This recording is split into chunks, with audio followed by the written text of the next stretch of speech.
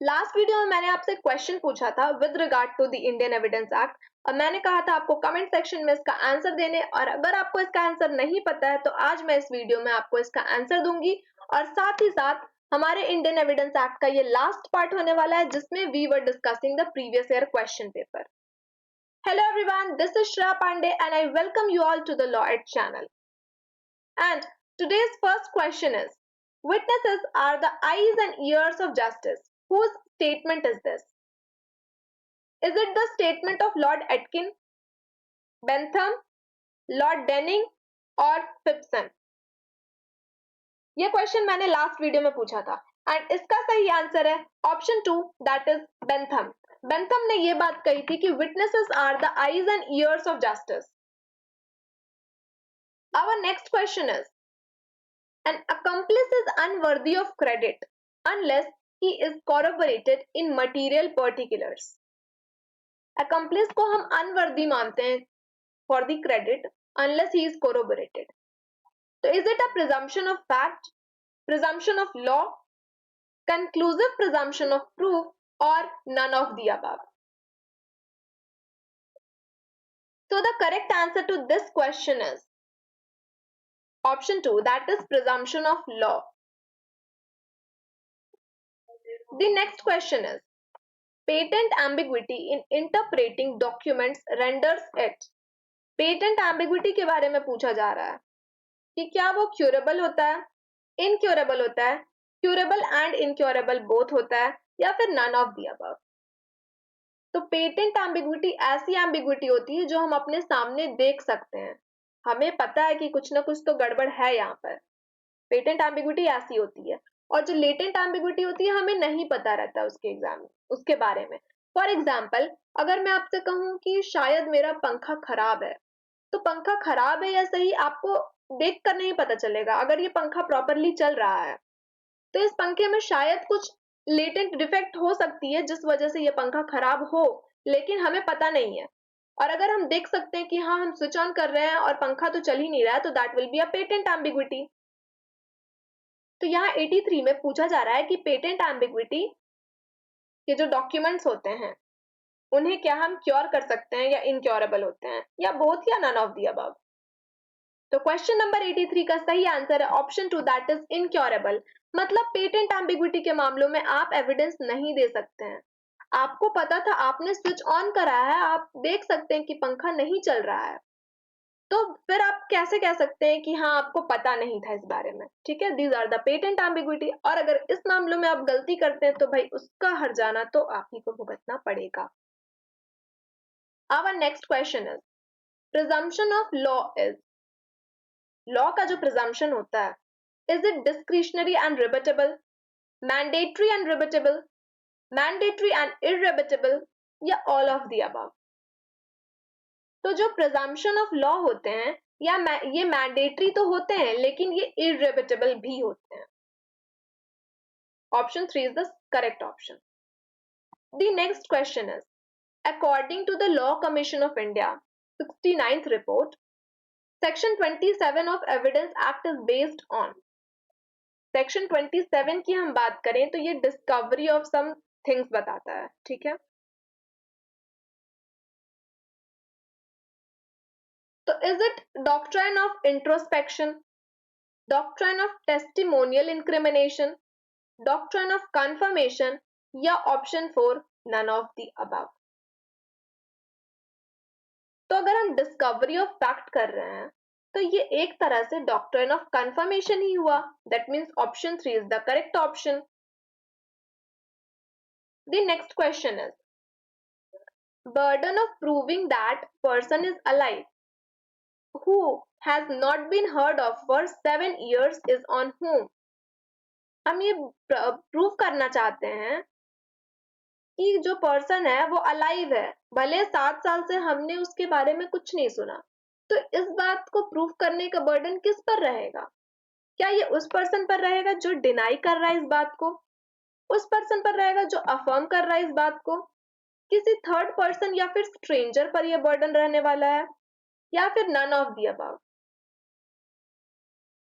तो question number 86 का सही आंसर हो जाएगा option 2, that means the person who affirms it.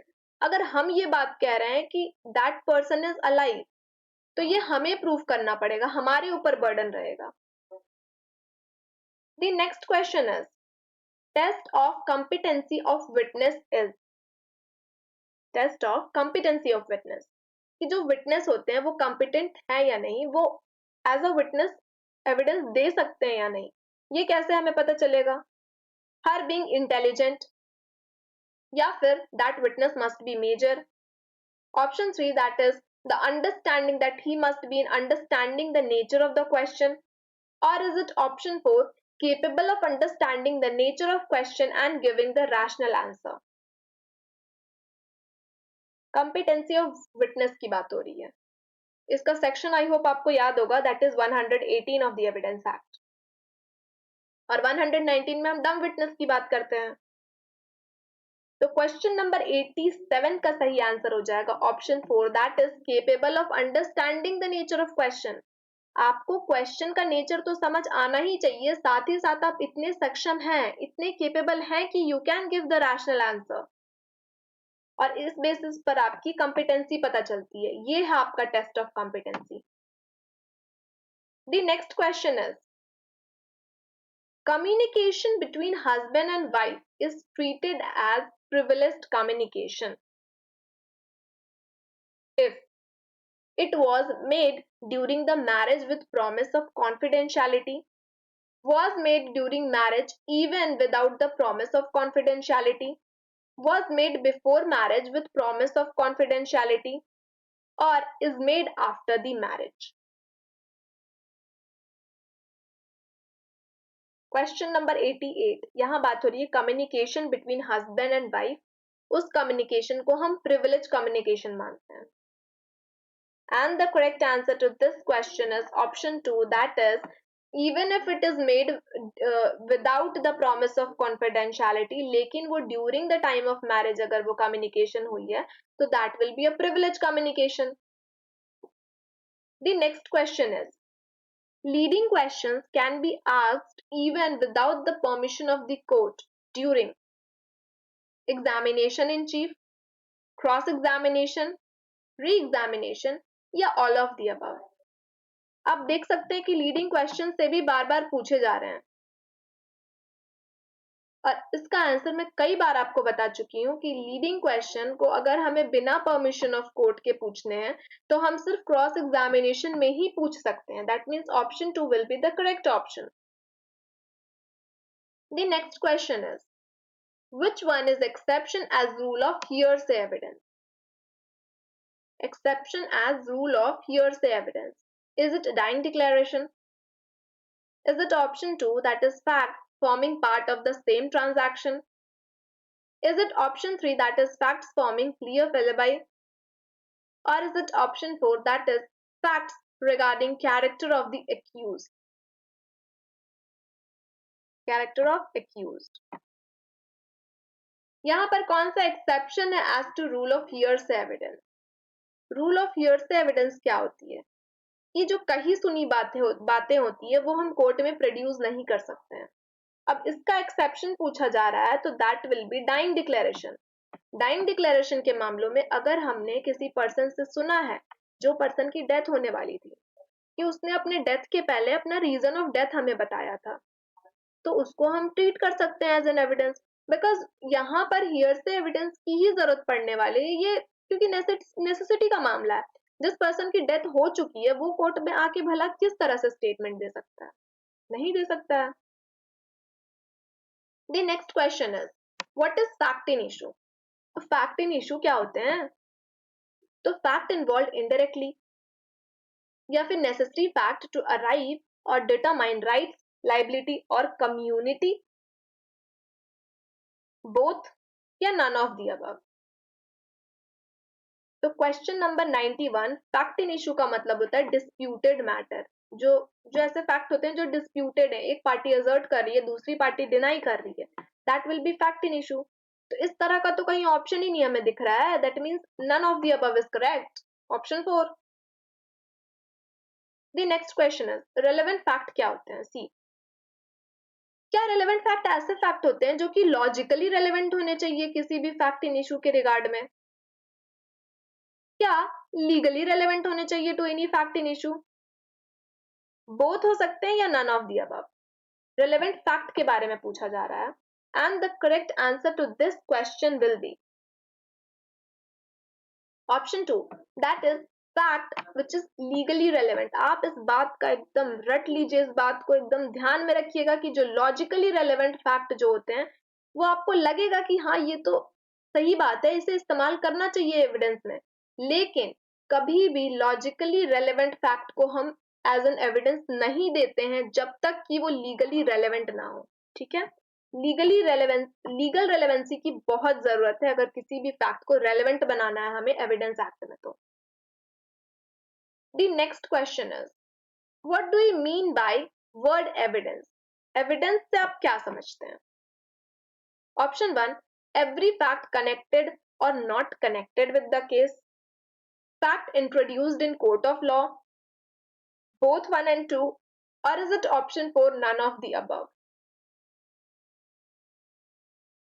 तो क्वेश्चन नंबर 93 का सही आंसर हो जाएगा option 4, that is none of the above. Evidence का मीनिंग पूछा जा रहा था लेकिन इन दोनों ऑप्शन में तो कुछ भी सही नहीं है। और एविडेंस की डेफिनेशन में बता दूं, अकॉर्डिंग टू भारतीय साक्ष्य अधिनियम, the evidence has been defined under section 2 clause 1 sub clause ई। मैंने बताया था ई फॉर एविडेंस, आप याद कर लीजिए, फॉर दी भारतीय साक्ष्य अधिनियम। हाँ, अगर आप चाहें तो हमारे चैनल की प्लेलिस्ट में जाकर भारतीय साक्ष्य अधिनियम की प्लेलिस्ट आप देख सकते हैं, उसमें मैंने पूरा भारतीय साक्ष्य अधिनियम कंप्लीट करा दिया है from the bare act word by word. The next question is, which are the provisions under the Indian Evidence Act that deals with the relevancy of opinion of expert? अब यहाँ पर एक्सपर्ट ओपिनियन के relevancy की हम बात कर रहे हैं। कौन से सेक्शन में दिया हुआ है? Is it section 49 and 50, section 23 and 24, section 45 and 46, or is it section 81 and 82? Opinions of expert को हम relevant मानते हैं in which of the following sections? And the correct answer to this question is option 3, that is section 45 and 46. 45 में तो experts कौन होते हैं वो बता दिया गया, और 46 में बता दिया गया कि कौन से ग्राउंड पर अगर कोई एक्सपर्ट अपना ओपिनियन फॉर्म कर रहा है तो वो ग्राउंड्स भी रेलेवेंट हो जाते हैं। The next question is, contents of document may be proved either by,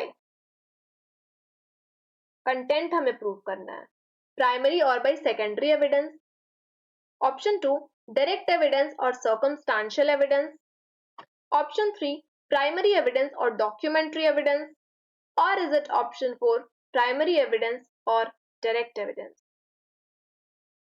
content of document पूछा गया है, किस तरह से हम प्रूव कर सकते हैं।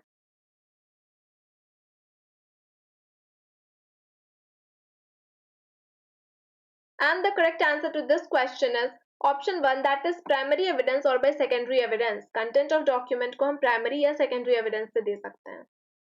ठीक है? The next question is, oral account of the contents of a document given by some person who has himself seen it. एक ऐसा पर्सन जो ओरल अकाउंट दे रहा है किसी भी डॉक्यूमेंट का जिस पर्सन ने खुद देखा है उस डॉक्यूमेंट को, तो ऐसे एविडेंस क्या हो जाते हैं? क्या ये डायरेक्ट एविडेंस होते हैं, बेस्ट एविडेंस होते हैं, सर्कमस्टांशियल एविडेंस होते हैं, या फिर सेकेंडरी एविडेंस होते हैं? आप बिल्कुल कंफ्यूज मत होइएगा, अगर आप डायरेक्ट पढ़े हैं तो आप इसका सही सही आंसर देंगे।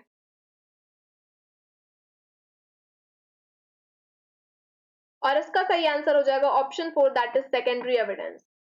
Oral account of content of document, ये साफ साफ लिखा हुआ है सेकेंडरी एविडेंस में कि हाँ ये सेकेंडरी एविडेंस होते हैं। आप सेकेंडरी एविडेंस के प्रोविजंस को एक बार पढ़िएगा और कौन से एविडेंस को सेकेंडरी एविडेंस माना गया है उन सारे स्टेटमेंट्स को पढ़िएगा।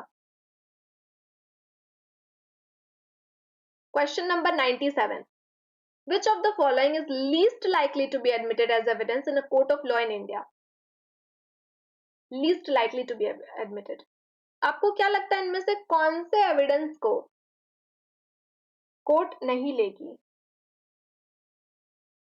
या लीस्ट लाइकली है कि वो एडमिट कर सकती है, ठीक है। ऐसा कहीं प्रॉपर लिखा हुआ नहीं है कि इस एविडेंस को तो नहीं ही लेगी court. And the options are expert evidence, third party evidence, documentary evidence, or is it secondary evidence? Question number 97. And the correct answer to this question is option 2, that is third party evidence. बहुत ही कम chance है कि जो third party evidence होती है उसे court admit करे।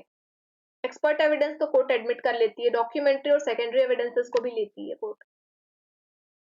The next question is, which of the following statement is most accurate about the extrajudicial confession in India? Accuracy पूछी जा रही है about the extrajudicial confession, okay? The options are extrajudicial confessions are illegal. Option 2, extrajudicial confessions are inadmissible. Option 3, extrajudicial confessions are admissible only with the accused permission.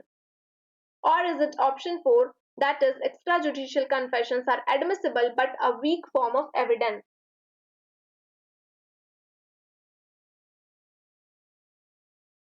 Accuracy पूछी गई है। And the correct answer to this question is option 4, that is जो extrajudicial confession होते हैं वो admissible तो होते हैं लेकिन वो एक weak form of evidence होते हैं। The next question is, और ये आज का हमारा last question है, which of the following statement is most accurate about the leading questions? Leading questions की यहाँ पर बात हो रही है और एक्यूरेसी पूछी जा रही है, मतलब इनमें से कौन सा स्टेटमेंट सही है? Is it option 1, that is a leading question is any question suggesting the answer that the court expects to receive? Option 2, leading questions are permitted during examination in chief. Leading questions are permitted during the re-examination. Or is it option 4, that is the leading questions are permitted during the cross-examination? During the cross-examination. Leading question के relevancy के बारे में बात हो रही है, accuracy के बारे में बात हो रही है, ओके। इनमें से कौन सा स्टेटमेंट मोस्ट एक्यूरेटली करेक्ट है? तो the correct answer to this question will be option 4, that is the leading questions are permitted during cross examination. ये आप सभी को पता है ये बात कि लीडिंग क्वेश्चन को तो हम परमिट करते हैं क्रॉस एग्जामिनेशन के दौरान, और अगर हमें एग्जामिनेशन इन चीफ या फिर री एग्जामिनेशन में पूछना है तो हमें कोर्ट की और पार्टीज की परमिशन लेनी पड़ती है। कुछ लोगों ने ऑप्शन 1 को भी सही मान लिया होगा, लेकिन ऑप्शन 1 में ध्यान से देखिए क्या गलती है। यहाँ पर बोला जा रहा है कि लीडिंग क्वेश्चन एक ऐसा क्वेश्चन है जो कि सजेस्ट कर रहा है आंसर। यहाँ तक तो हमें सही नजर आ रहा है, लेकिन बोला गया साथ ही साथ कि कोर्ट एक्सपेक्ट्स टू रिसीव। क्या हम लीडिंग क्वेश्चन ऐसे क्वेश्चन को बोलते हैं जो आंसर सजेस्ट कर रहा है, ऐसा आंसर जो कोर्ट एक्सपेक्ट कर रही है? ये तो सरासर गलत हो गया, ठीक है। तो the correct answer to this question is option 4, ये बकायदा सही आंसर है। मिलते हैं हमारे नेक्स्ट वीडियो में। Bye bye, thank you.